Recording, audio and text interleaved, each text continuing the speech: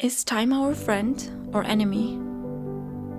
We tend to consider time as an enemy because time is destructive, time is death, time rots. We must try our best to resist time. And it's kind of true, time is scary. But I think there are alternative and more optimistic perspectives about the passing of time. I'm regularly visiting my father's mountain cottage since late August. It's hard to believe that it's only been 3 months. I've observed nature's transition from dreamy green to bright yellow and dark red, then to pale brown. I also have been documenting with photos and videos, and I think this is the first time in my life I've witnessed the seasonal changes of nature so clearly. I found this fast transformation inspiring. I realized more clearly that time not only destructs, but also creates. Time is not just death, but also birth. It transforms, it matures and develops. I learned 3 lessons from nature's cycles and I want to share them with you today. Number 1, turn time into something beautiful and enjoy the process. Imagine planting something beautiful. It could be anything actually, not just a plant. It could be a relationship, it could be an idea, it could be a job, it could be a baby. When you take care of it, water it, nurture it, time helps you turn it into a magnificent beauty. For example, I started this channel and it gives me excitement. I try to feed it and water it as much as I can. It's fun to watch it grow, albeit slowly, over time, and hopefully turn into something beautiful. When I was younger, I tended to focus too much on the results. And I have to admit, sometimes I still do that. But I'm starting to realize more that real beauty is in the journey. And to state even more radically, there's nothing but the journey. Number 2, every life is a different story. Don't compare. Even when I was very young, I had a feeling of being late for something. I remember comparing myself to Steve Jobs when I was in my early 20s, for example. At just 21 years old, he had founded one of the largest companies in the world. But what had I been doing? I was a girl who had not even finished university and had no idea about the future. Instead of realizing the long life and endless opportunities ahead of me, I was comparing myself to someone and making myself miserable for no good reason. I always compared myself to quote-unquote more successful people by some subjective criteria, and I felt late for something. But right now, I'm thinking, would I really want to be Steve Jobs? He had a beautiful and unique journey, but I am a completely different character with a different path.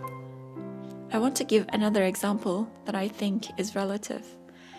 A couple of years ago, I had some minor health problems. I had anxiety over it.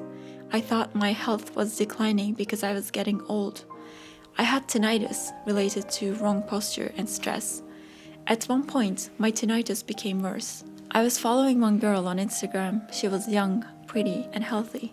I looked at her pictures and thought, I can't travel like her because now I'm old and I have tinnitus.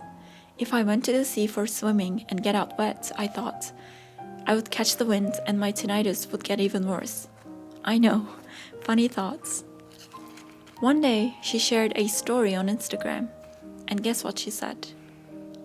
You guessed it correctly, I think. She said she had severe tinnitus related to hear loss in one of her ears, which was much worse than mine.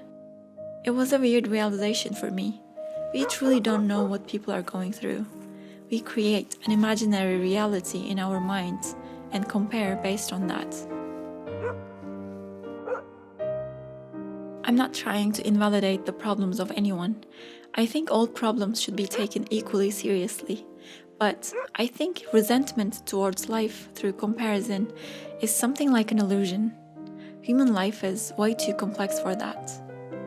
Looking from afar and idealizing the lives of others not only makes us sad for no reason, but also it's quite inaccurate.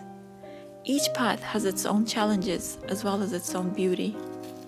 Trying to make a template for human life is neither feasible nor productive. But I still think it's healthy to idolize people. I try to learn from the mistakes of others, try to understand what they did right, and apply it to my own life as much as I can. But I don't find it reasonable to compare their life cycles with my own. Oh, and what happened to my tinnitus? It diminished when I corrected my posture and stopped stressing over it. Seriously, sometimes the solution is as simple as stopping to stress over it. Number 3, embrace your own cycle. As in nature, there are cycles and changes in our lives as well. I learned to accept the cycles of my own life, the ups and downs of it. I see my life as a novel. Every chapter is unique. I strive to embrace my own life. I try my best to learn from my experiences and add something to myself with what I have learned. I don't regret anything. Regret is one of the most useless feelings in the world, alongside resentment, I think. There are many things in this life that are beyond our control, but the past is one thing that we have the least control over. Grieving for the past only feeds the negativity in my mind. It causes me to miss many opportunities that I have. It blinds me so that I can change. It stops me from looking forward. And also, how can I really know that if I acted differently, things would have turned out better? In most cases, regret also is another form of hallucination. The reality is, all my experiences, even the most miserable ones, added something valuable to me, helped me become who I am. I learned something from every person that I met. Every failure has taught me something new about life.